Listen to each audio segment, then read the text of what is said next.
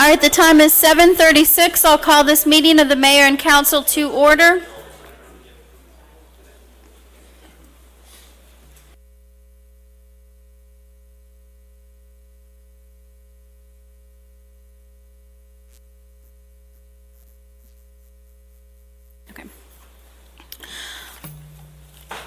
Today is April 8, 2013, and this is a regular business and public hearing of the Mayor and Council of City of Snellville. All members of the Mayor and Council are present. Tonight, in lieu of an invocation, one of our own, we are a big family here in the City of Snellville. One of our own, Larry Hammock from the Recycling Center, had a stroke last week. I went and visited him Friday in the hospital, and he's doing well. But in lieu of an invocation tonight, I'd ask that we have a moment of silence to pray for his recovery and for his family during this difficult time.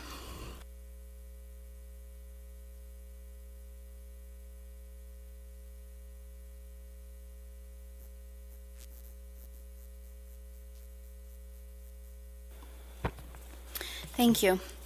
Now for tonight's announcements. The April 9th Board of Appeals meeting has been canceled. On April 21st, you can watch a rebroadcast of this council meeting on Comcast Channel 25 at 6:30 p.m. On April 22nd, we'll have another regular scheduled council meeting, a 6:30 p.m. work session in the conference room, and a 7:30 p.m. meeting here in council chambers. April 23rd, our Planning Commission will meet with a 7 o'clock p.m. work session and a 7:30 p.m. meeting. On April 23rd, we'll also have the Snellville Entrepreneur Summit from 6:30 p.m. to 8:45 p.m. You can register through the city's website or by calling 770-985-3502. May 4th and 5th is the 40th Annual Snellville Days Festival. Saturday, May 4th, we'll kick off the festival with a parade here at 10 o'clock a.m. We'll go around Wisteria Drive down Oak Road to City Hall. And the festival will begin Saturday, May 4th at Briscoe Park from 10 a.m. to 6 p.m. Admission is free. On Sunday, the festival will continue at Briscoe Park from noon until 5 p.m. There'll be a BMX show and Wildlife Wendy. There'll be tropical birds along with local and paid entertainment during the festival. And the festival is looking for volunteers, so if you'd like to volunteer, please call the Briscoe Park office at 770-985-3535. Now for the pledge to the flag, if it can have those members of our dispatch force that are present tonight to come and lead us in the pledge to the flag.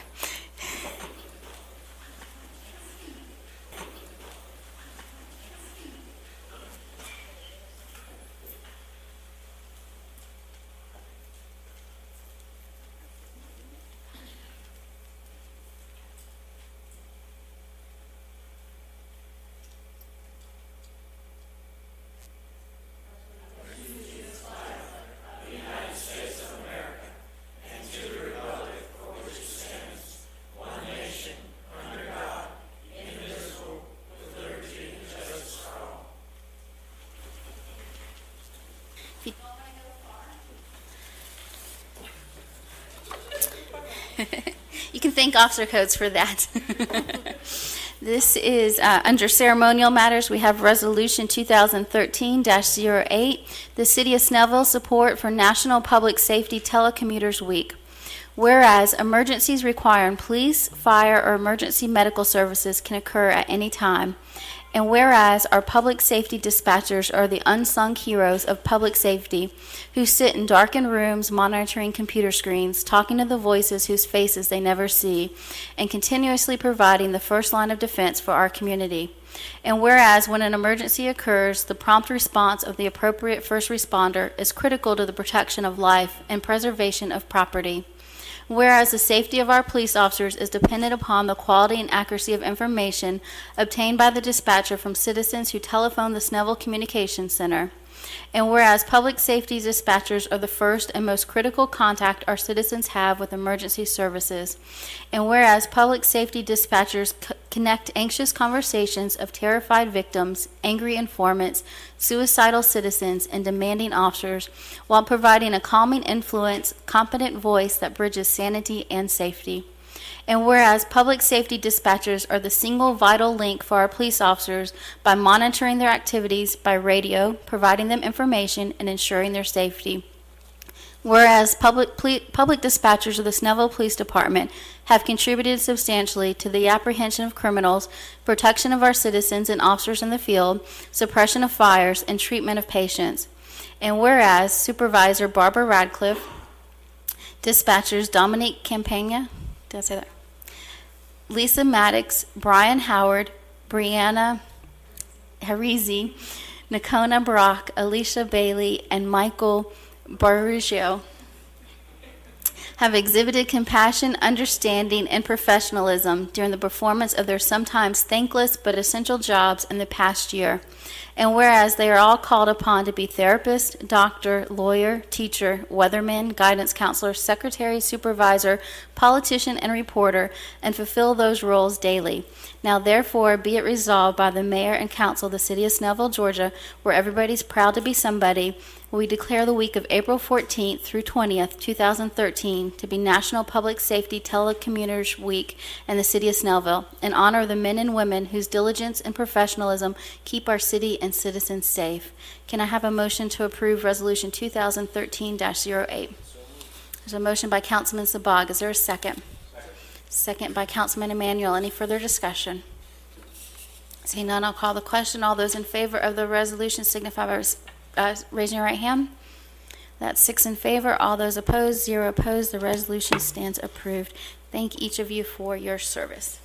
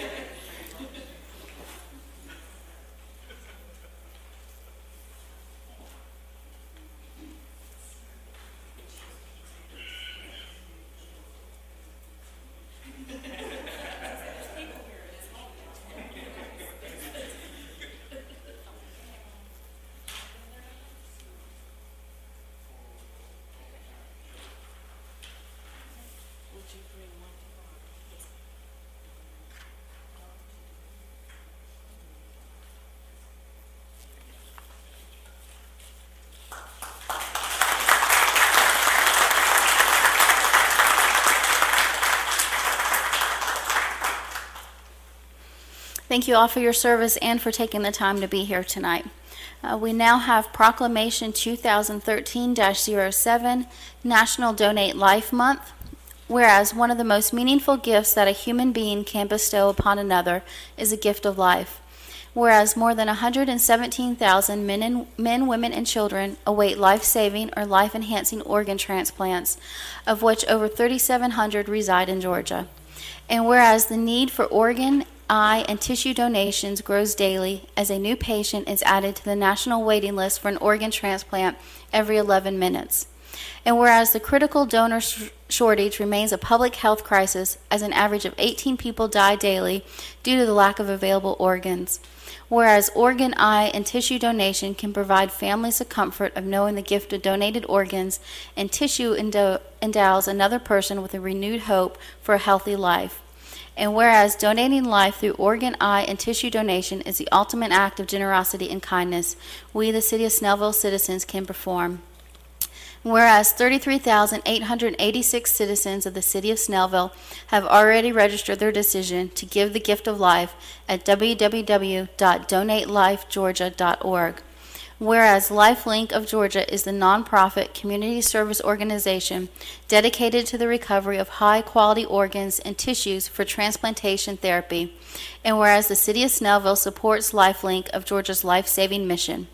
Now therefore I, Kelly D. Couts, Mayor of the City of Snellville, Georgia, do hereby proclaim April 2013 as Donate Life Month in the City of Snellville, to honor all those who made the decision to give the gift of life, to focus attention on the extreme need for organ, eye, and tissue donation, to encourage all residents to take action and sign up on Georgia's donor registry, to discuss the miracle of transplantation as a family, and to make a family commitment to organ, eye, and tissue donation. Proclaim this 8th day of April 2013. If I have Brian Rowley, come forward to accept the proclamation and say a few words.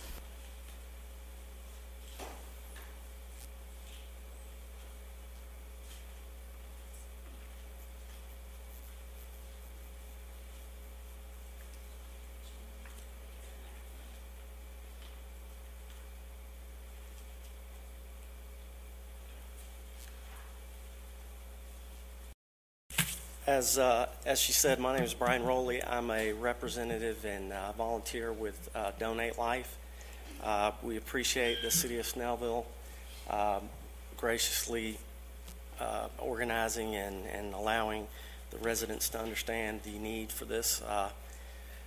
I came from this community. I came back in the 80s and worked here at a music store, and then later moved into Snellville from about 2000 to 2001 and I loved living here.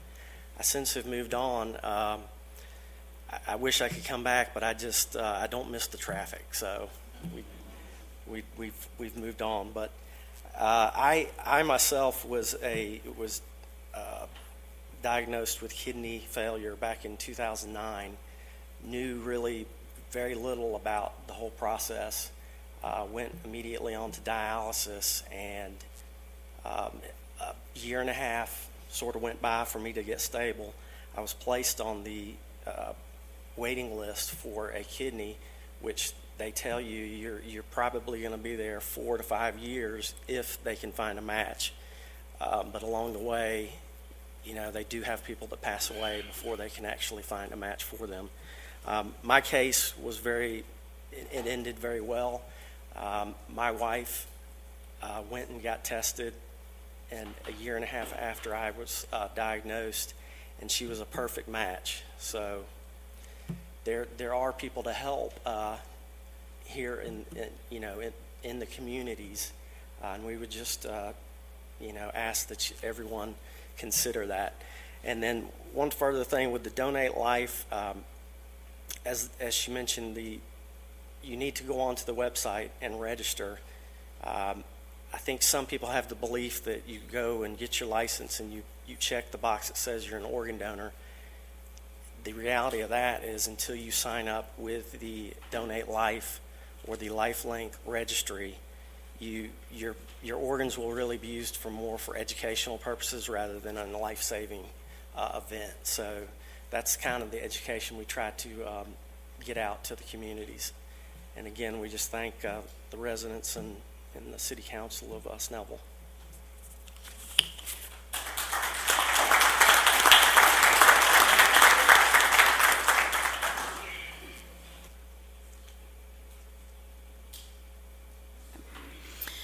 We now have Proclamation 2013-08.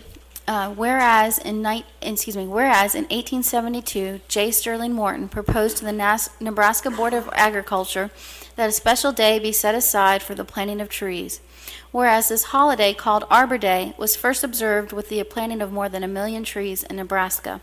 Whereas in 2013 is the 141st anniversary of the holiday, and Arbor Day is now observed throughout the nation and the world. Whereas trees can reduce erosion of our precious topsoil by wind and water, cut heating and cooling costs, moderate the temperature, clean the air, produce life-giving oxygen, and provide habitat for wildlife.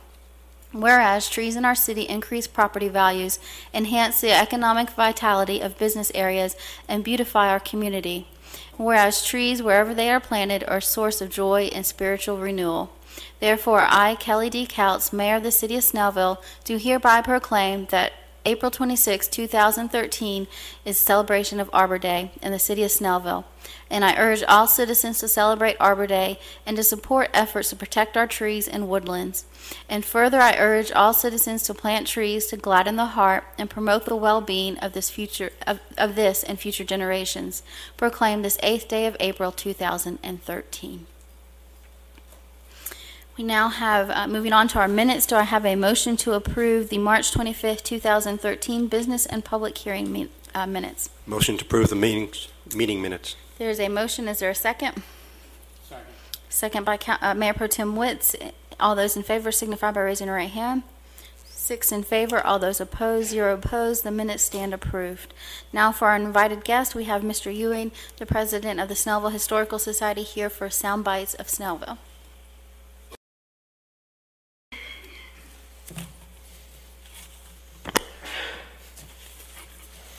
Thank you, Mayor. It's good to be back again representing the Historical Society to cover another session of the Sound Bites of History of Snellville and the Snellville community.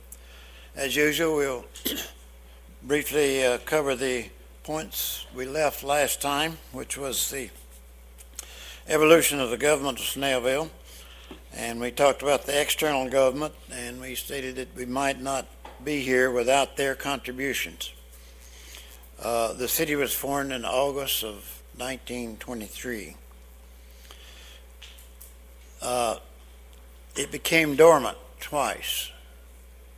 It was reactivated twice, once in the late 1930s or early 1940s, and it was last reactivated in 1947, 65 years ago, soon after World War II, by Snellville's greatest generation, if you will. Tonight I'm going to talk about the evolution of business in Snellville. By now you all know that the first documented business at the crossroads was a country store established by Mr. Joseph Tom Snell from England. He was soon joined by his friend James Sawyer, and they formed a business partnership and general merchandise. We can safely say it was the beginning of the business activity here at what I referred to before in what was at that time nothing more than a country crossroads that would eventually become Snellville. I apologize for this picture, but it will give you a little bit of an idea of what they started out with. That was Mr. Snell's store, in which Mr. Sawyer joined him, and they formed a partnership and operated out of that facility. If you can see the back of it, it's hard to tell, but I have a document that says that they built onto the back of it at one time because their business was going so great. It's hard to think that that was the start of what Snellville was about and that it was an ongoing business. From the beginning to 1880, we can only document at the crossroads their business up to 1880. They started sometime probably in the middle of 1879. From 1881 to 1890, we cannot accurately document the business activity at that time. It was a rural community, as you know, and no business licenses were being issued. So we have to rely on the sparse newspaper articles that might mention the business from time to time. If you give me a...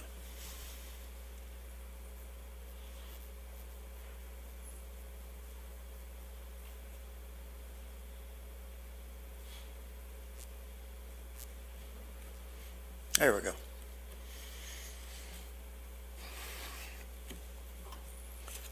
Okay, from that time period, 1881 to 1890, I found references to 8 businesses. 2 stores, of course, and anything else that you see up there might be exactly what you would expect in a rural community.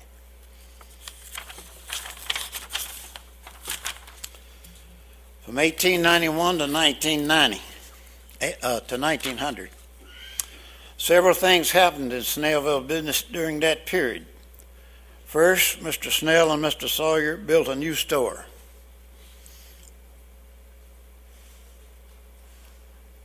That was a rock building, built on Mr. Snell's property, built of rock from Mr. Snell's quarry. Now, they never operated in that store. They dissolved their partnership before they opened. Second was during this time they dissolved the partnership. Mr. Snell kept the rock store, this one, and Mr. Sawyer went back to the old wooden store. Mr. Snell sold him the property on that corner that contained the wooden store. Third, Mr. Sawyer built his own store. That's an early picture, fairly early picture of Mr. Sawyer's store, and you can see he was outdoing his former partner. That became one of the landmarks of Snellville, of course. We'll see another picture of that a little later. Fourth, it was during this period that Mr. Snell died. As you have heard me say before, he died very young. His daughter and only child, Ellen, attempted to run his business. Realizing it was beyond her capabilities, she sold the business to a man from Lithonia, and he hired someone to run it from him, a Mr. Osner.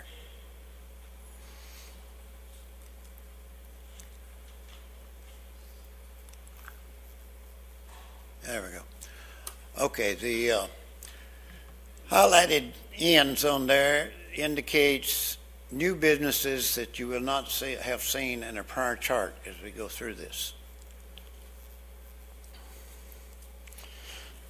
Of course, I found references to 17 businesses there. Again, you're talking about mostly what you would see in the crossroads country community. Surprisingly, there's a hat factory there. And I never knew about this till I started doing research. In a millinery store, everybody wore hats back in those days, so I guess it was the thing. Now keep that number 17 in mind, because the businesses are going to start to drop all the way up to the 1940s. From 1901 to 1910, it was about this time Mr. T.A. Pate built his store in Snellville. And back of that postman there, across the road from where Mr. Snell's store was, is where Mr. T.A. Pate built his store. That would be where the second post office was at too, by the way. Also about the same time, the local blacksmiths turned their activity into a buggy and wagon factory.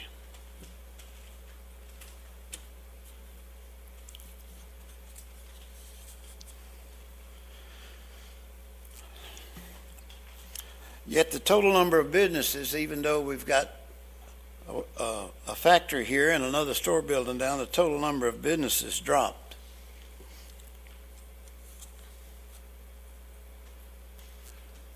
Wrong one. Okay. So you're down to 14 businesses now during this time frame. Now there's talk of a railroad coming through town from Lithonia to Lawrenceville, electric railroad, but nothing ever came of it. It's one of those proposals that kind of died away. From 1911 to 1920, as you might expect, the arrival of the automobile created a need for a new business, a garage, also a cafe. But again, the businesses dropped, although there were new things coming into town.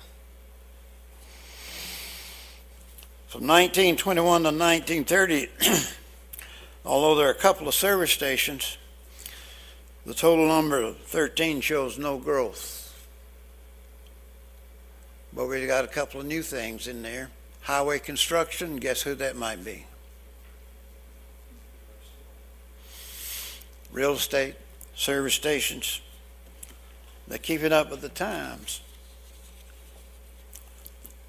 This period had a double whammy on the community. The arrival of the dreaded boll weevil reduced the cotton production, cotton being the major cash crop. And it was the beginning of the Depression. Things were not going very well at that time. 1901 to 1940.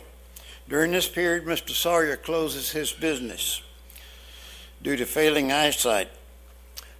Now, this is what Mr. Sawyer's store looked like. I showed you the picture a minute ago, about the time he closed his business. He had modified the front of it. I suspect that happened because there was a huge hailstorm came through here and did a lot of damage to roofs.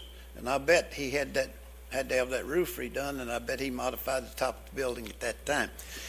On the right-hand side out there, you'll see a little perpendicular building that goes out to the side. If you can imagine coming out this side, you see what it was. He took out one of the windows and put a door there and began to sell gas and oil and those things associated with automobiles. And you can see the gas pump there being a gravity flow gas pump, which was the thing of that time. That building directly in place behind the gas pump was Dr. Smith's home. Dr. Smith's daughter, Mr. Snell's daughter married Dr. Smith.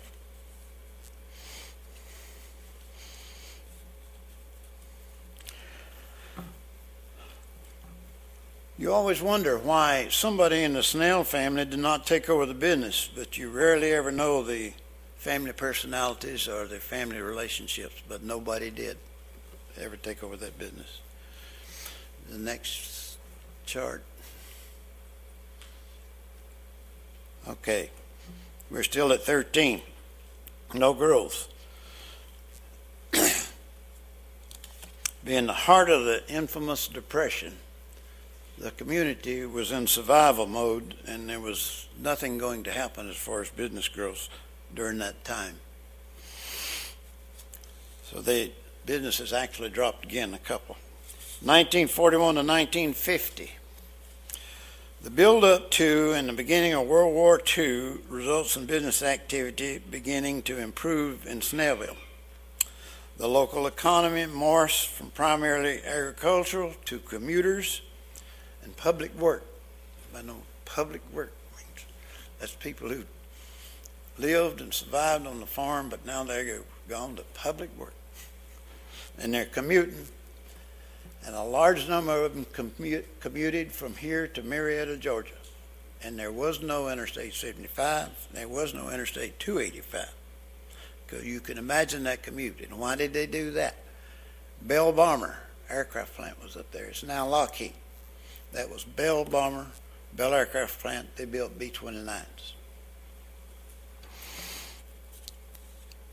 Now, many who had never in the past, and to quote my grandfather, began to eat out of a paper sack. Got the chart up there already, don't I? No, I don't.